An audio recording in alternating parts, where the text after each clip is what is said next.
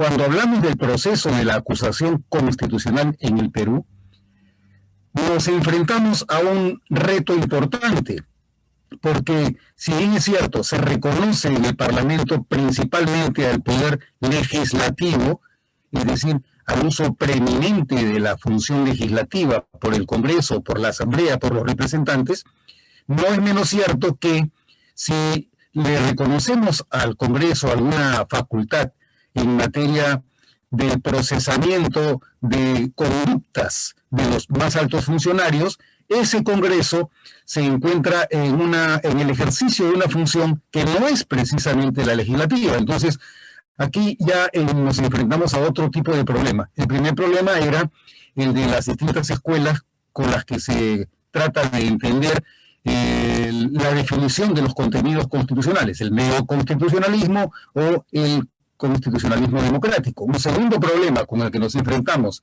cuando revisamos la naturaleza constitucional es el de la separación de poderes, porque de la separación de poderes tenemos un régimen de gobierno como el régimen presidencial, en el que efectivamente se pretende que ninguno de los poderes del Estado afecte el ejercicio funcional que es competencia reservada de otro poder del Estado. En este sentido, un sistema en el que el Congreso mantiene algún nivel de ejercicio funcional sobre materia jurisdiccional resentiría la radicalidad del principio de separación de poderes, porque revelaría que el nuestro no es, en efecto, un régimen presidencial. Al contrario, nos encontraríamos en un tipo de régimen de gobierno en el que el Congreso ejerce funciones que van más allá de la dimensión legislativa. El proceso de acusación constitucional es, en efecto, una de las modalidades en las que el principio de separación de poderes sufre un rasgo que no es propio ni afín a la doctrina de la separación de poderes. El Congreso de la República, el Congreso peruano, tiene capacidad para conocer las inconductas y sancionar las irregularidades contra la Constitución y contra el orden penal de los más altos funcionarios, y en algunos de esos casos cabe que sancione las inconductas, y en otras habilita al poder propiamente jurisdiccional, que es la Corte Suprema, para que la Corte Suprema enjuicie a quienes el Congreso ha encontrado algún tipo de responsabilidad en el ejercicio de sus funciones. Entonces, con este marco que les propongo para empezar la exposición sobre el proceso de la acusación constitucional, empezaré indicándoles cuál es la naturaleza jurídica de la institución conocida como la acusación constitucional. Fíjense ustedes que en principio en muchos casos se ha conocido la acusación constitucional, se la ha confundido con otro tipo de designaciones como el antejuicio político o como el juicio político. El Tribunal Constitucional se ha encargado de delimitar los dos tipos de procesos dentro de una misma categoría. La categoría general es la acusación constitucional. Y la acusación constitucional, como veremos posteriormente, tiene dos variantes: la variante del antejuicio político y la variante del juicio político. ¿Cuál es, pues, la naturaleza jurídica de la acusación constitucional como un instituto comprendido por dos variantes, el antejuicio y el juicio político? En primer lugar, estamos ante una prerrogativa. La acusación constitucional es una prerrogativa. Prerrogativa, desde sus orígenes, se entiende que el concepto de prerrogativa tiene una naturaleza afín próxima a la de una precedencia. La prerrogativa es una suerte de precedencia, de prioridad que tiene dentro del sistema político un órgano respecto de los demás para adelantarse, para tener algún tipo de preferencia. La prerrogativa es el reconocimiento de que hay una instancia anterior, previa, que antecede al ejercicio regular de competencias de otros poderes. La prerrogativa constitucional de la acusación constitucional consiste en que el Congreso debe examinar antes que el propio fuero jurisdiccional las conductas que se le reprocha a los más altos funcionarios por haber incurrido en algún tipo de irregularidad constitucional o legal. Es una prerrogativa constitucional de carácter jurisdiccional. Esto significa que por tener carácter jurisdiccional, cuando el Congreso examina, investiga, debate, define, decide sobre las inconductas de los más altos funcionarios, está ejerciendo una función jurisdiccional, está afirmando derecho, dice qué es lo regular, dice qué es lo irregular, cuando dice que una conducta es constitucional y cuando dice que una conducta no es constitucional. Es una potestad que se le reserva al Congreso en virtud precisamente de este carácter preferente que tiene en nuestro sistema político el principio de que el poder tiene su origen en la voluntad popular, y esta voluntad popular es la que representan quienes integran la Asamblea de Representantes, que es elegida por el pueblo. Una prerrogativa constitucional de carácter jurídico.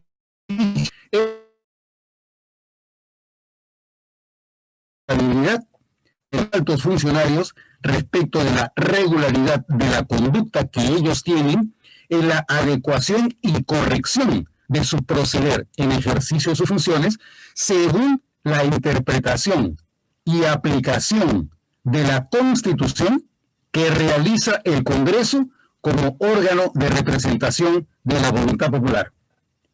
Les debe quedar claro entonces que se trata de una prerrogativa que tiene carácter jurisdiccional, que supone la emisión de un juicio de constitucionalidad por la Asamblea de Representantes respecto al contenido que tiene la Constitución cuando ésta se interpreta y se aplica respecto de la conducta de los más altos funcionarios. Entonces, dense cuenta que cuando afirmamos cuál es la naturaleza jurídica de la acusación constitucional, estamos afirmando el principio democrático de que el poder emana, se origina y nace de la voluntad popular. Esto es lo que hace que este ejercicio jurisdiccional, esta preferencia, este privilegio, esta prioridad que el sistema político le reconoce al Congreso a partir del carácter representativo que tiene en nuestro sistema de gobierno, la voluntad popular, que es la que define quiénes son los que deben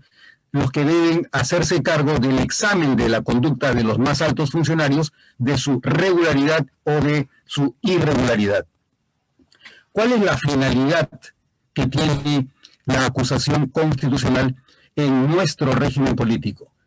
Para decirlo de manera bastante gráfica, podemos decir que la finalidad que tiene en el régimen político la acusación constitucional es la excretación de deficiencias, la expulsión de impurezas, el desecho de excesos, el rechazo de actos incorrectos en la conducta ética o política de los más altos funcionarios de la República, impidiendo con esta excretación, con esta expulsión, con este desecho, con este rechazo, impidiendo el ejercicio de quienes no tienen las aptitudes exigidas por la República para el desempeño del cargo, o sancionando el desempeño constitucional y democráticamente impropio o legalmente proscrito durante el ejercicio de su mandato.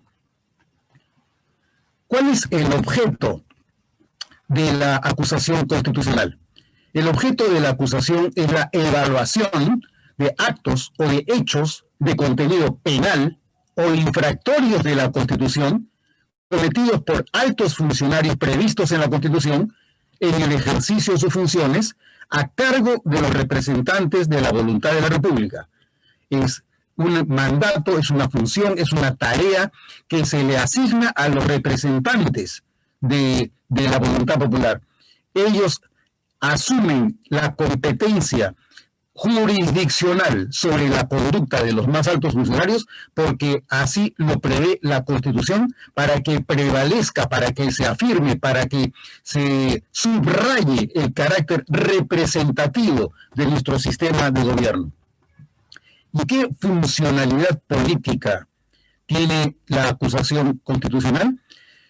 Su funcionalidad principalmente es el control de la vigencia y de la aplicación regular de la Constitución y de la ley en el desempeño estatal de los más altos funcionarios del Estado en la República. Fíjense que estamos hablando de control del desempeño de las funciones de los más altos funcionarios y que este control se realiza a partir de la interpretación que hagan los representantes en ejercicio del mandato que tienen por imperio de la voluntad popular respecto de la conducta que tienen los más altos funcionarios. Es decir, quien controla tiene una jerarquía, tiene un rango. Ese rango es el que permite el enjuiciamiento de las conductas correctas o incorrectas a partir del juicio que se forman los congresistas sobre los contenidos de la Constitución y cómo ésta debe prevalecer en el ejercicio regular de las funciones que tienen los más altos funcionarios de la República, tanto en materia estrictamente constitucional como en materia de carácter penal. Tenemos varios otros casos regulados por nuestra Constitución que tienen una naturaleza parecida, tienen una función, tienen una finalidad semejante a la de la acusación constitucional, que es a lo que le podríamos llamar las figuras afines a la acusación constitucional. ¿Cuáles son estas figuras afines y cómo se diferencian de la acusación constitucional? La primera que podríamos referir es la inmunidad parlamentaria.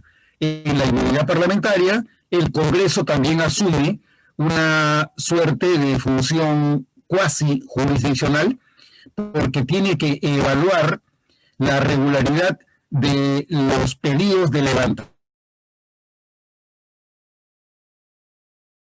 y de arresto solo de los congresistas, cuando estos han cometido un delito común. A diferencia de lo que ocurre con una acusación constitucional, en la inmunidad parlamentaria, en el proceso de levantamiento de la inmunidad de proceso o de arresto parlamentario, en el caso de la inmunidad parlamentaria, el Congreso revisa los casos en los que los congresistas, dentro de todos los altos funcionarios, solamente de los congresistas que han cometido un delito común, a diferencia de la acusación constitucional que puede versar sobre irregularidades delictivas en el ejercicio de la función. En la inmunidad parlamentaria solamente se conocen los casos en los que los congresistas podrían haber cometido inconductas en materia de delitos comunes. Eso es en primer lugar. En segundo lugar, en la acusación constitucional, el Congreso examina el fondo del asunto, se internaliza en la materia respecto de la cual existe una denuncia, una acusación, y por lo tanto no puede eludir el compromiso ni la calificación de la regularidad constitucional o penal en las inconductas que se le reprochan a los altos funcionarios. En la inmunidad parlamentaria no. En la inmunidad parlamentaria el Congreso no conoce el fondo del asunto. Todo lo que debe hacer el Congreso es asegurarse que los casos de petición de levantamiento de la inmunidad de proceso o de arresto se refieren a supuestos en los que no se trata de una interferencia, de un impedimento para que quien ha sido denunciado en el fuero penal ordinario en primera instancia no sea consecuencia del ataque que realizan enemigos de quien ocupa un cargo representativo para impedir que este congresista, este representante, mantenga su vínculo y siga siendo representante ante la Asamblea por voluntad del pueblo. El Congreso lo que hace entonces no es conocer el fondo del asunto, sino únicamente asegurarse que la denuncia que se presenta en el fuero ordinario, a partir de lo cual se pide el levantamiento de la inmunidad de proceso o de arresto, es una denuncia que no tiene motivación política ni discriminatoria para impedir que quien ha sido elegido por el pueblo siga siendo representante ante la Asamblea. Otra figura afín a la acusación constitucional es el caso de los procesos disciplinarios, que también son una suerte de proceso jurisdiccional. ¿Por qué? Porque el Congreso, en los procesos disciplinarios, debe conocer las faltas que se cometen dentro del ejercicio de la función, mientras que el congresista está desempeñando su mandato. Un proceso disciplinario podría ser, por ejemplo, el que tiene lugar cuando un representante insulta a otro dentro del debate en el pleno del Congreso. También ha ocurrido que ha sido parte de procesos disciplinarios, no solamente la violación de las reglas de orden durante el desarrollo de una asamblea, sino también algunas inconductas que se cometen en el ejercicio de la función. Ustedes deben haber escuchado los casos, por ejemplo, de el congresista o la congresista Robacable, del congresista Comepollo, de la congresista Lavapiés, y así un sinnúmero de apelativos con los cuales se conocen supuestos en los que los congresistas han cometido irregularidades. Por ejemplo, se señalaría el caso del congresista Comepollo, porque él debió rendir cuentas del dinero que recibía para el ejercicio de tareas representativas ajenas a su emolumento, y utilizaba el mecanismo de inflar gastos en una pollería. Entonces él que se quedaba con dinero que no debió haberse quedado, porque falseó con facturas que no eran originales las cuentas de los gastos que él realizaba para justificar la recepción de la asignación por función congresal que le correspondía. Los procesos disciplinarios entonces son un ejercicio jurisdiccional del Congreso, porque el Congreso tiene la potestad de sancionar a un congresista por inconductas que comete, tanto en el ejercicio de la función en general como en particular durante el desarrollo de una sesión en el debate en el Pleno. Una cuarta figura afín a la acusación constitucional es la figura de la vacancia presidencial. La vacancia presidencial precisamente ahora es motivo de preocupación en los medios de comunicación, porque afecta el estatus en particular del presidente de la República, en cuyo desempeño el Congreso también asume una función jurisdiccional, porque es quien tiene que revisar la conducta del presidente de la República y deliberar respecto a la propiedad, idoneidad, corrección de su conducta moral en el ejercicio de la función. Y una última figura afín es la de la remoción por falta grave. La Constitución prevé, en algunos casos concretos, que el Congreso puede remover a algunos altos funcionarios por la comisión de falta grave. Por ejemplo, la remoción de los directores del Banco Central de Reserva, la remoción del Contralor General de la República, la remoción de los miembros de la Junta Nacional de Justicia, y eventualmente también podría remover al Defensor del Pueblo por la comisión de falta grave. Entonces, en todos estos 5 casos estamos ante el ejercicio de una función jurisdiccional del Congreso. porque el Congreso tiene que interpretar la Constitución, interpretar la ley y calificar la conducta de los más altos funcionarios a los que les corresponde una cualquiera de estas prerrogativas o privilegios por mandato de la propia Constitución. ¿Cuáles son los elementos del proceso de acusación constitucional? En principio podemos hablar de dos tipos de elementos, los elementos objetivos y los elementos subjetivos. Los elementos objetivos del proceso de acusación constitucional son que haya la comisión de un delito en el ejercicio de la función, que exista, si no un delito, una infracción de la Constitución, y que exista un plazo dentro del cual rige el proceso de acusación constitucional. El plazo es un elemento objetivo en el proceso.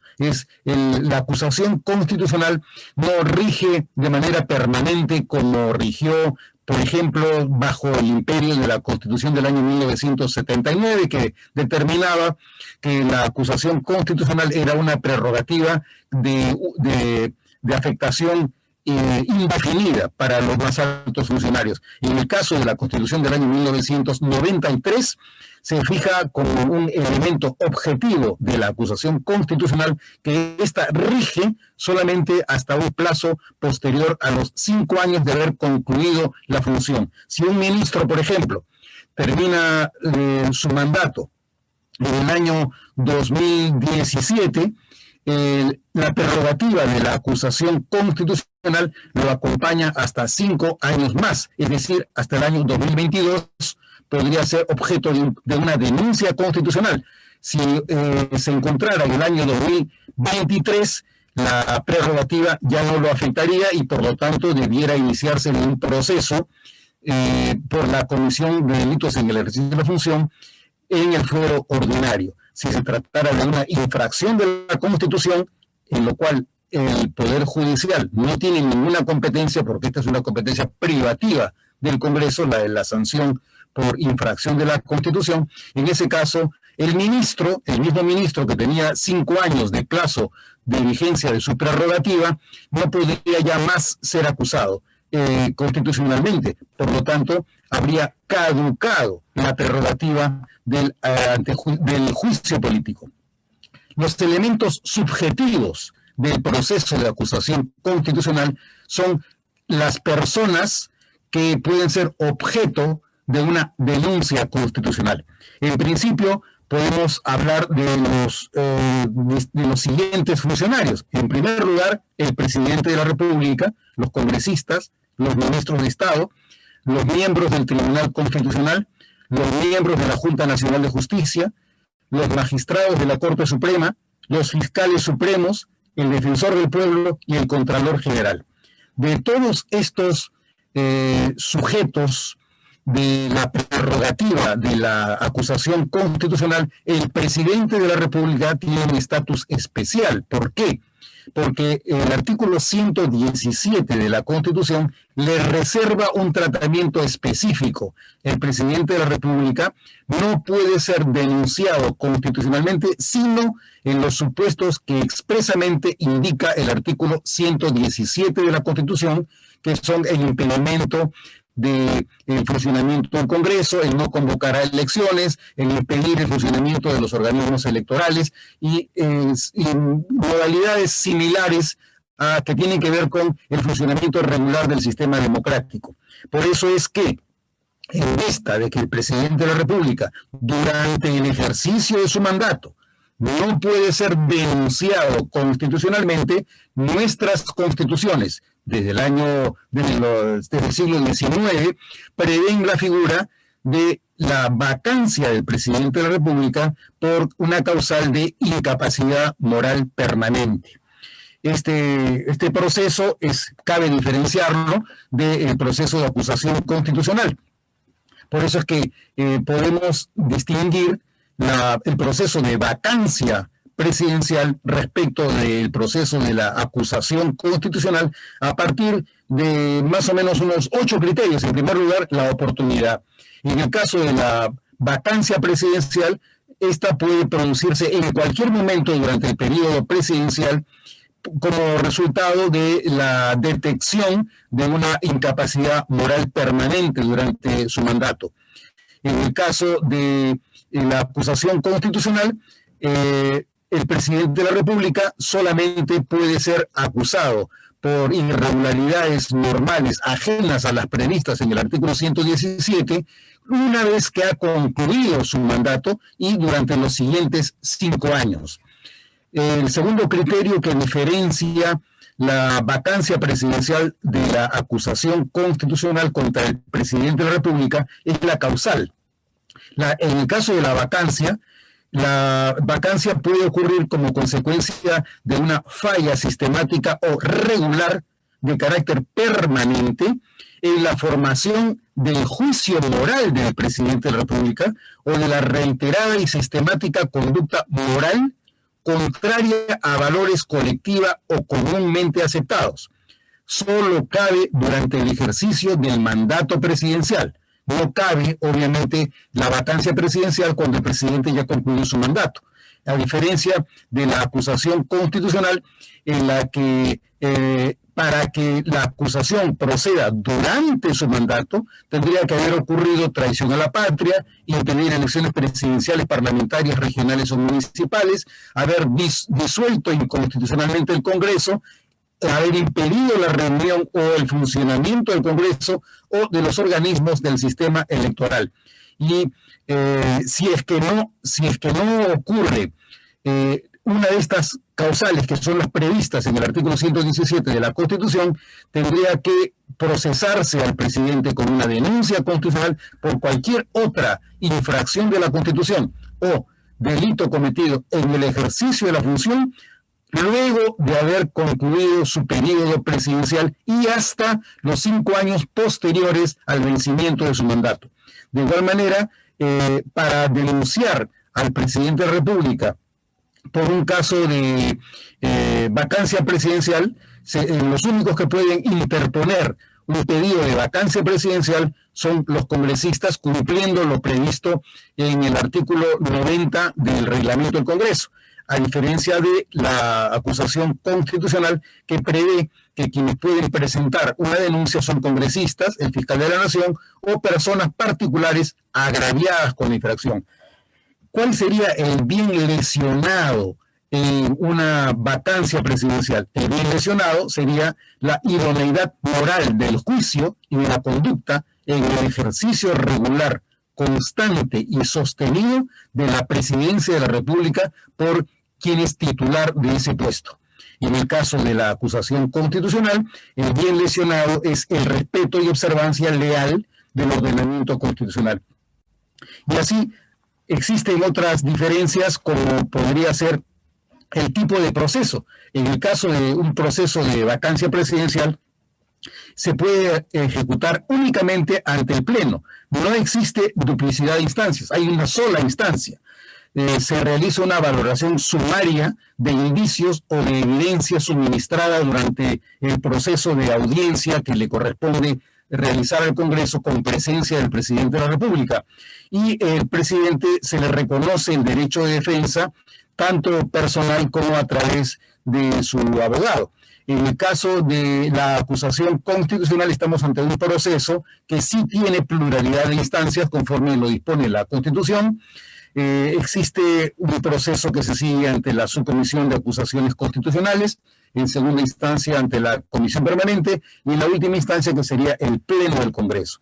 ¿Cuáles son los requisitos para la tramitación procesal de la vacancia presidencial? En primer lugar, cumplir con el número de firmas en la presentación, admisión, la fecha de debate y la aprobación del pedido de vacancia. Y de igual manera presentar, razonar y motivar el sustento del pedido de vacancia. En cuanto a la acusación constitucional, no hay un número de firmas exigido para la presentación de una denuncia, debe señalarse los sucesos y acompañar los indicios, debe indicarse la norma o el principio transgredido y debe precisarse la conexión entre el acto presidencial y la responsabilidad por la transgresión denunciada. De igual manera, se diferencian la vacancia presidencial y la acusación constitucional por los criterios o parámetros de valoración. Es discrecional en el caso de la vacancia presidencial. El Congreso es el que juzga si es que existe o no una incapacidad moral permanente, tanto en la capacidad del presidente de la República para formarse un juicio idóneo sobre la realidad, como a través de los actos, de las declaraciones o de los hechos que se le imputan como irregulares en el ejercicio de su función presidencial. En el caso de la acusación constitucional, existen parámetros mucho más rigurosos y existe un nivel de taxatividad mucho más fuerte, en particular respecto de la comisión de delitos en el ejercicio de la función. Esta taxatividad no es tan firme ni tan clara en el caso de la infracción constitucional, en la que el Congreso tiene un mayor nivel de discrecionalidad. Y por último, en cuanto a las reglas del debido proceso, en el caso de la vacancia presidencial son elementales y son incipientes. Tienen las características elementales de respeto al principio del debido proceso y no son tan rigurosas como trata de serlo en el proceso de acusación constitucional. Podemos observar cómo ha funcionado la acusación constitucional entre los años 2006 y el año 2020.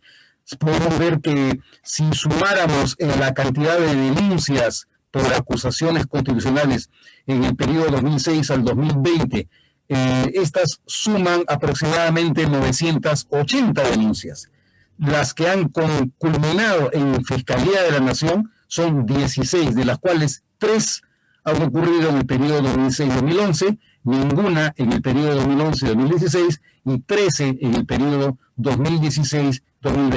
Además, se ha detectado que ha habido solamente un caso de sanción por infracción de la Constitución en el periodo 2006-2011. ¿Cuáles son, para ir terminando ya, las dos variantes de la acusación constitucional según la materia de la denuncia?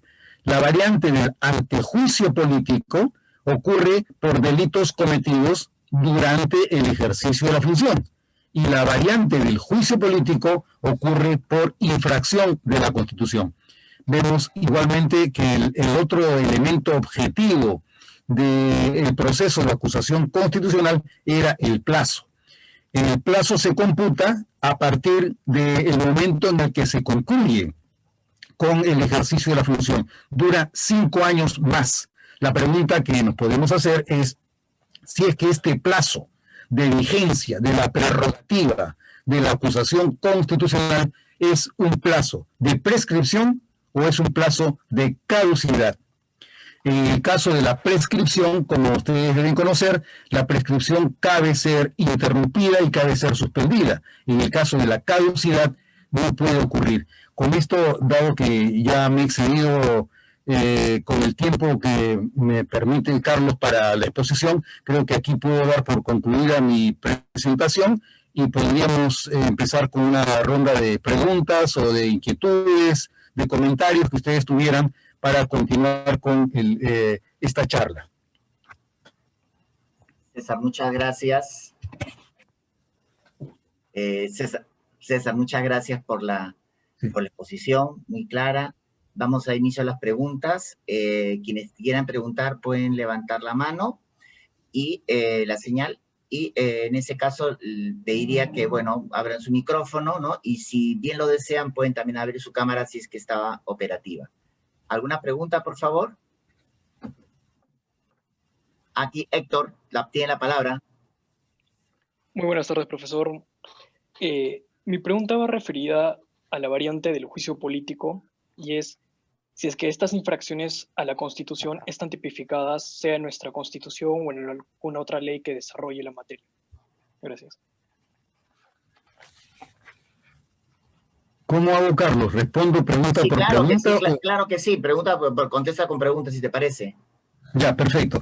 Bueno, mira, esta es una demanda que es muy recurrente a lo largo de los años, que tiene que ver con la posibilidad o la exigibilidad de una tipificación de las infracciones constitucionales.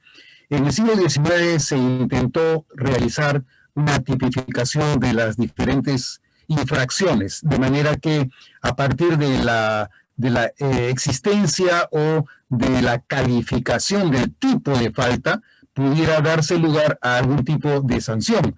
No llegué a realizarlo en la exposición, pero como consecuencia de una infracción de la Constitución, caben 3 tipos de sanciones que no son revisables en sede judicial, que son la suspensión en el ejercicio de la función, la destitución del funcionario y la inhabilitación del funcionario.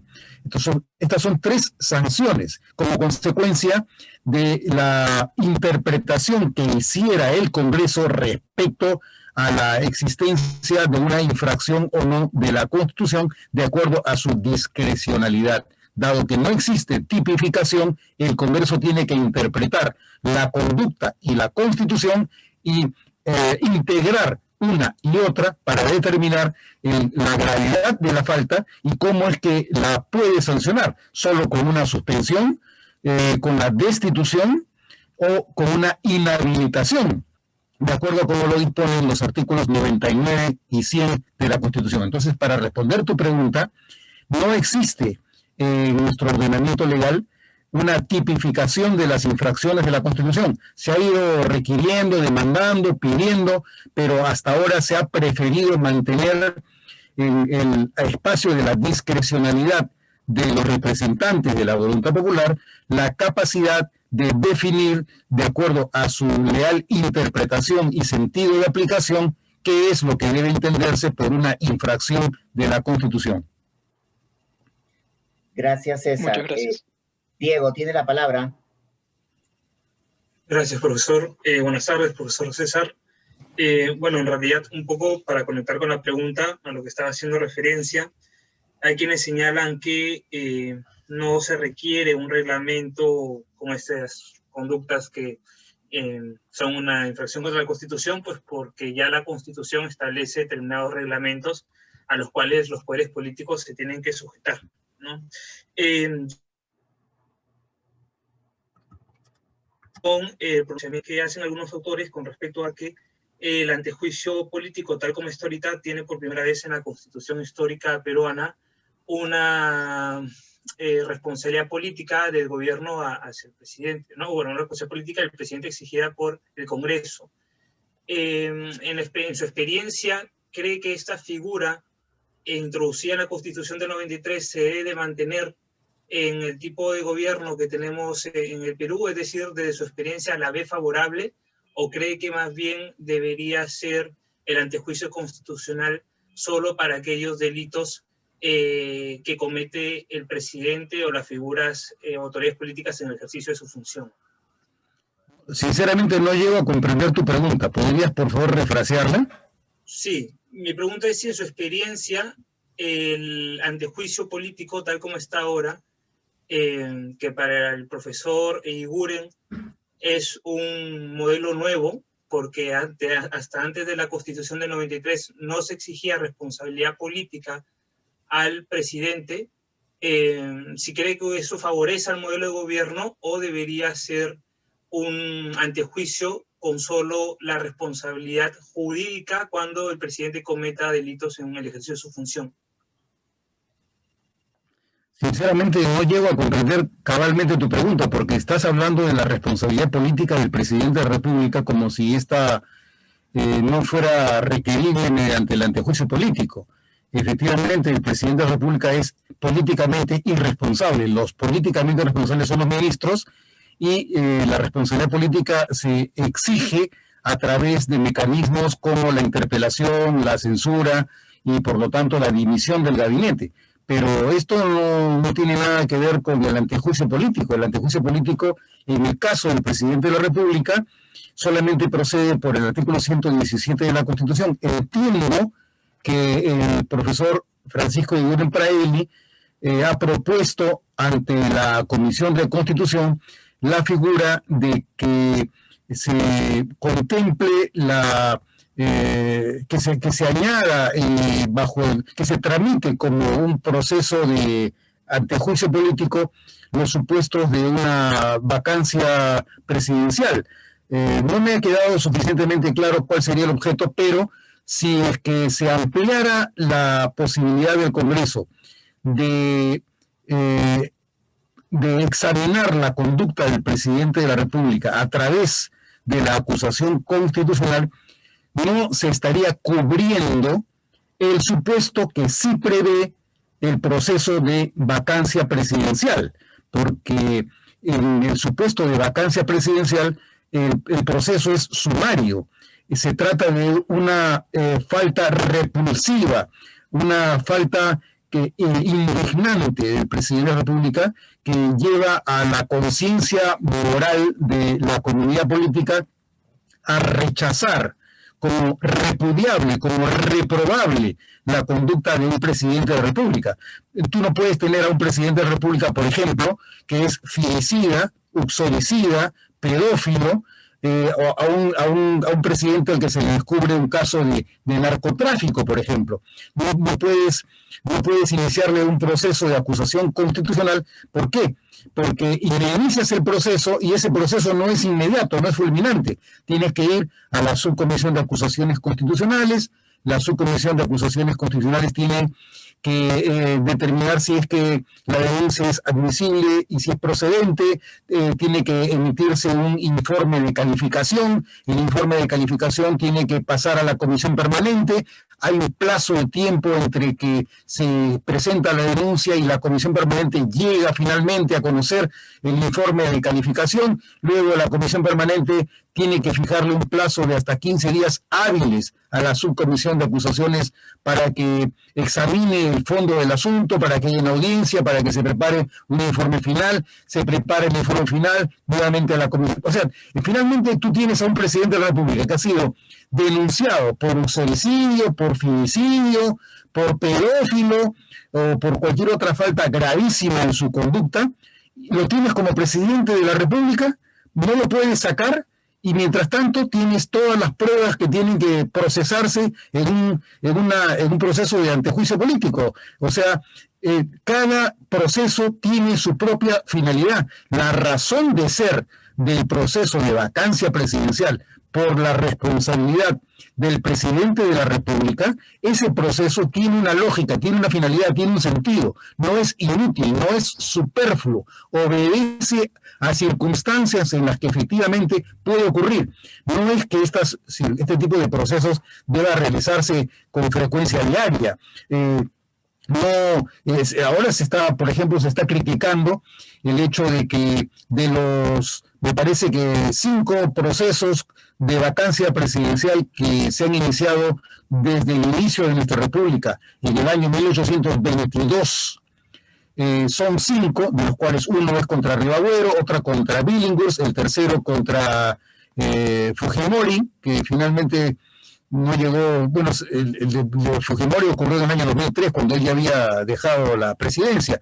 Y finalmente tienes dos procesos contra Kuczynski, y ahora se está iniciando el segundo proceso contra el señor Vizcarra. Entonces, en el periodo 2016 al año 2020, tienes 4 procesos de vacancia presidencial. Mucho de lo que está ocurriendo y que estamos testimoniando tiene que ver con la época en la que estamos viviendo.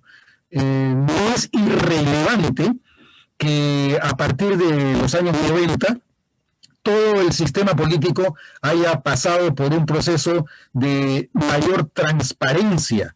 El efecto mediático, el acceso, el mayor y más intenso acceso a la información, al cruce de información, solamente viene ocurriendo en los últimos años. Por eso es que probablemente si hubiéramos tenido los mismos instrumentos, las mismas herramientas de las que disponemos hoy día, con la tecnología con la que contamos, si hubiéramos dispuesto de estas mismas herramientas e instrumentos en el siglo XIX, no sabemos cuántos casos de infracción de la Constitución o de antejuicios políticos se habrían presentado. No es comparable. Entonces, si estamos ante 4 casos de procesos de vacancia y 4 casos en los que existe evidencia, por lo menos bastante marcada respecto de irregularidades, no podemos asumir que por el número mayor de procesos de vacancia recientes estamos ante un exceso. No, claro, ese argumento porque no tiene presente factores históricos y culturales que diferencian el momento en el que vivimos respecto de lo que ocurrió antes del desarrollo intensivísimo de las tecnologías de información. No sé si es que entendí claramente tu pregunta o si me he ido por las ramas y no capté correctamente a qué te referías con responsabilidad política del presidente de la República. Ojalá que no me haya equivocado. Sí, no, está muy bien, porque de hecho justo el profesor Guren Praeli dice que tenemos un modelo de inmunidad en el artículo 117 muy limitado a las exigencias actuales, y eso hace que la vacancia presidencial pues sea como una especie de cajón desastre para exigir responsabilidad política allí en donde la inmunidad presidencial es muy limitada, ¿no? Por ejemplo, para los delitos como corrupción, entre otros que usted ha comentado. Muchas gracias. Muchas gracias, Diego. Gracias, César. ¿Alguna pregunta más? ¿Hay tiempo para una pregunta más? Sergio, y luego, primero Natalia y luego Sergio. Perdóname, Sergio. Natalia y Sergio. Sí, doctor. Buenas tardes. Tenía una pregunta acerca de la definición que dio de acusación constitucional. No me quedó muy claro sobre por qué era de carácter jurisdiccional si el Congreso no tiene características jurisdiccionales hasta donde yo tenía entendido. ¿Podría aclarar eso nuevamente, por favor? Es decir, tu pregunta es, ¿por qué afirmo que se trata de una función jurisdiccional del Congreso respecto de la evaluación de las conductas de los altos funcionarios, ¿no es cierto? Sí. Bueno, se trata de una función jurisdiccional porque el Congreso puede decir derecho, puede decir si es que una conducta es legal o si no lo es, si es que una conducta es constitucional o no lo es. Esta es una función normalmente privativa de las Cortes de Justicia. En los sistemas en los que se ha integrado los distintos poderes del Estado, en particular en los sistemas parlamentarios, era una característica del Parlamento que copara las 3 funciones. Por ejemplo, en el Parlamento británico, solo hace cosa de unos 5 o 7 años, si no me equivoco, es que recién se ha creado una Corte Suprema británica como diferente al Parlamento. Hasta antes de la creación de esa Corte Suprema, era la Cámara de los Lores la que administraba justicia. Y en la Cámara de los Comunes era donde se definía quién debía gobernar. El gobierno no podía ser ajeno al Parlamento. Entonces estábamos ante un sistema de integración de funciones, mientras que en un sistema de separación de poderes típico como son los regímenes presidenciales, se separa cada uno de ellos y ninguno puede interferir en principio en las funciones del otro. Pero eso tampoco resulta ser lo supuestamente claro que es, porque en el sistema americano, sistema típicamente presidencial, el presidente de la República y otros altos funcionarios también pueden ser enjuiciados ante el Senado de la República, en cuyo caso el presidente del Senado, que además es el vicepresidente de la República, es el que preside a título de corte la administración de los procesos de impeachment contra los más altos funcionarios. Estas son funciones jurisdiccionales porque se analiza la conducta de los altos funcionarios de acuerdo a parámetros jurídicos. De la misma manera que lo regular y normal en una corte, en un juzgado, debiera ser que solamente el juez examina la conducta a partir del derecho y define si hay o no una inconducta. Esa misma función, exactamente esa misma función, le corresponde al Congreso cuando analiza en particular y clarísimamente los casos de infracción de la Constitución. El Congreso se constituye como una Corte Constitucional porque determina, define, decide si la conducta de los más altos funcionarios cumple o no cumple con los estándares constitucionales, y si hubo o si no hubo infracción de la Constitución. Si eso no es ejercicio de una función jurisdiccional, difícilmente otra cosa podría calificar el tipo de uso funcional que realiza el Congreso de este poder.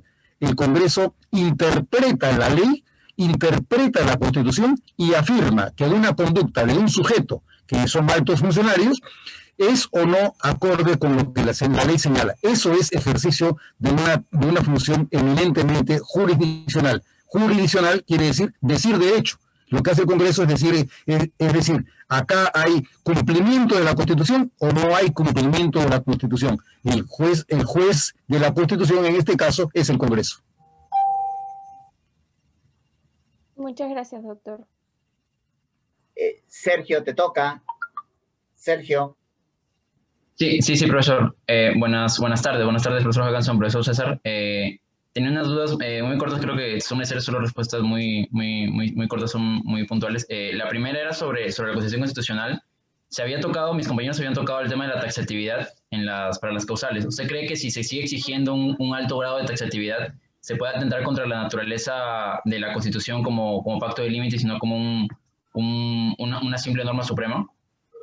Porque hay algunos que que pueden criticar, ¿no? Que no hay una taxatividad clara para el proceso de adecuación constitucional. No sé qué opina usted. Y tenía otras dos pequeñas dudas que ya cambian, pero van un poco más al tema de la vacancia, ¿no? Habían tocado también el tema de que era un proceso sumario. Quería saber si usted consideraba, porque eso también se critica, ¿no? Incluso creo que el mismo presidente ha dicho que lo hace muy rápido y ese tipo de cosas. Pero, ¿usted cree que la sumariedad del proceso de vacancia es propio de su naturaleza? ¿O si cree que no debería ser así? Y también sobre si los últimos dos procesos de la vacancia han ido acorde también a la naturaleza de esta institución. A ver, me haces varias preguntas. Una de ellas es si es que por la ausencia de taxatividad estamos ante un diferente tipo de constitución o de concepto de constitución, si estamos ante un tipo de concepto de constitución en el que se señala que se trata de un pacto de límites.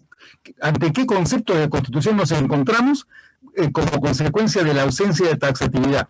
¿Estamos ante un concepto de constitución que es afín a la idea del pacto de límites, o estamos ante un concepto de constitución que más bien es de una norma suprema?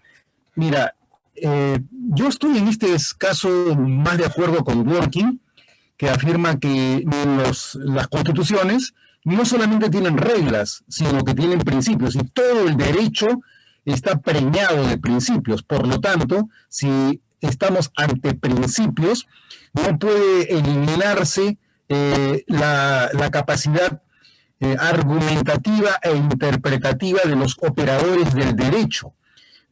Por más que tú establecieras criterios de taxatividad, todo criterio, toda regla debe ser en algún momento contrastable con principios constitucionales que son de los cuales se desprenden las reglas. Aparentemente, los abogados sobre todo tienen esa tendencia, se cree que porque reglamentas una norma estás impidiendo la discrecionalidad. Yo no creo que esto sea así. Lo que estás haciendo simplemente es hacer más complejo el proceso de interpretación. La interpretación va a llegar a límites cada vez más atómicos. Vas a estar ante interpretaciones fractales de la Constitución contra más pretendas acotarla o reducir la capacidad del intérprete. El intérprete va a seguir interpretando los textos por más reglamentados que aparentemente lo sean.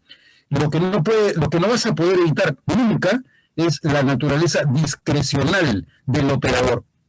Puedes hacer más compleja su tarea con técnicas que antes eran desconocidas. Todas las doctrinas que ha creado Robert Alexy, por ejemplo, en materia de argumentación jurídica, o los criterios de constitucionalización de Guastini, y así, etcétera, etcétera, etcétera, todo eso te lleva a la complejización de un aparato que pretende dejar en la asepsia y en la profilaxis el razonamiento jurídico.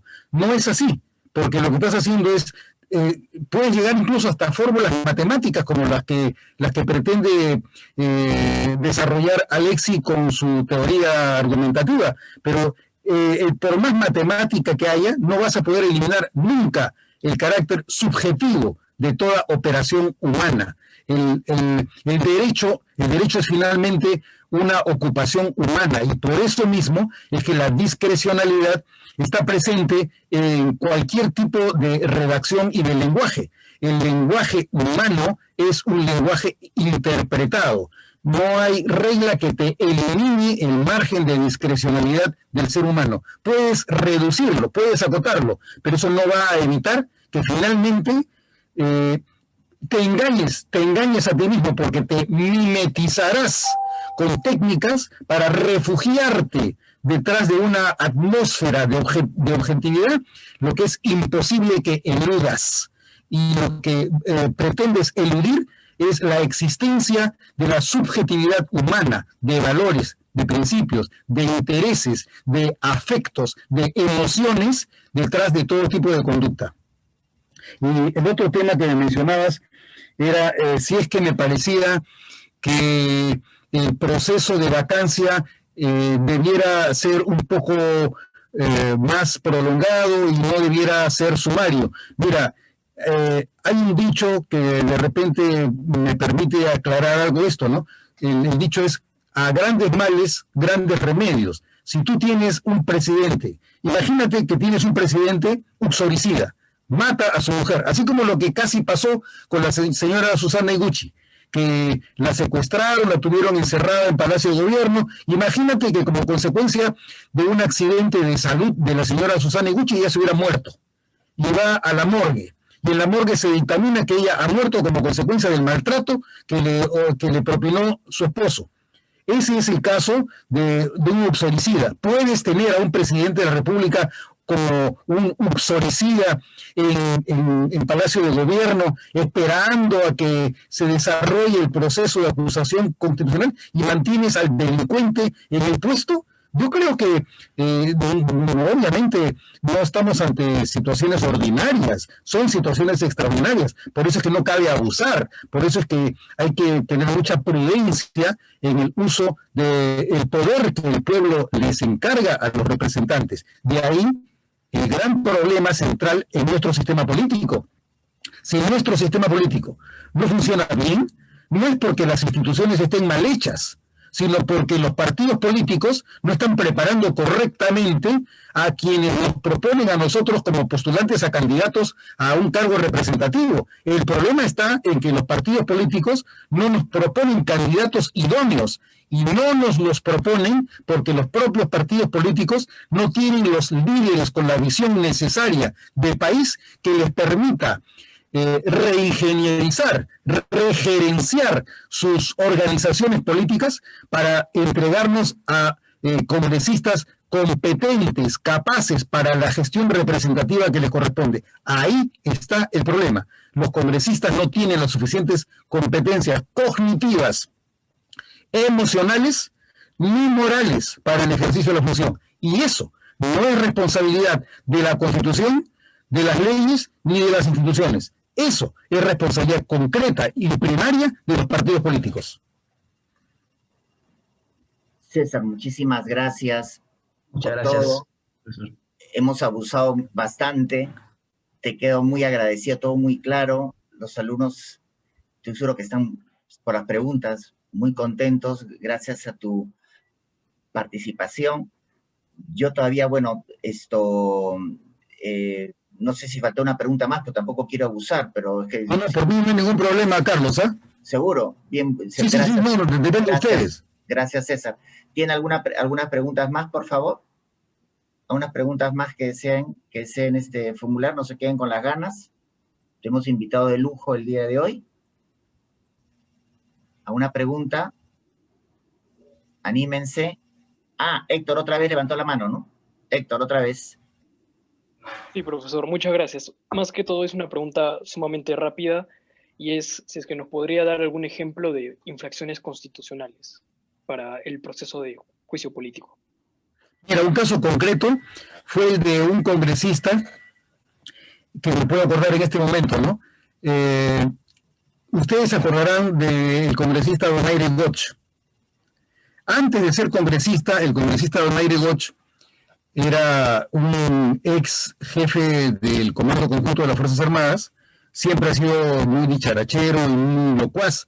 En una reunión familiar, él hizo una referencia a que si encontraba a un chileno, lo iba a llevar en un chaleco de madera. Una referencia semejante hizo él. Bueno, ¿qué ocurrió? Que hubo un congresista, que me parece que es el congresista Gerardo Saavedra, no recuerdo exactamente, que tuvo acceso al video en el que aparecía el entonces ex jefe del Comando Conjunto de las Fuerzas Armadas, general Donaire Goch, haciendo esa afirmación respecto de los chilenos. ¿Qué se le ocurrió hacer al congresista Gerardo Saavedra? Remitió copia de ese video a un senador chileno. ¿Qué cosa creen ustedes que ocurrió cuando el video llega a Chile? Y obviamente no a cualquier senador chileno, sino a un senador chileno antiperuano. Entonces se armó un problema de órdago y el Congreso le inició un proceso a ese congresista al que terminaron destituyéndolo e inhabilitándolo hasta por 10 años. El congresista, si no me equivoco, el congresista Gerardo Saavedra Mesones. Ese es un caso típico de infracción de la Constitución. ¿De qué se lo acusó? De traición a la patria. Ese sería un típico caso de una infracción de la Constitución. ¿Quién evaluó la conducta? El Congreso. ¿A partir de qué? A partir de hechos concretos como la conducta de un congresista que le pasa una información que era fundamentalmente privada, pero obviamente pues se trataba de una figura, ¿no? El señor Donaire Goch había sido ex jefe del Comando Conjunto de las Fuerzas Armadas del Perú. Y el señor se le ocurrió llevarle ese video nada menos que a uno de los más enfurecidos antiperuanos senadores que existían en ese momento, para explotar el caso en contra de su enemigo político.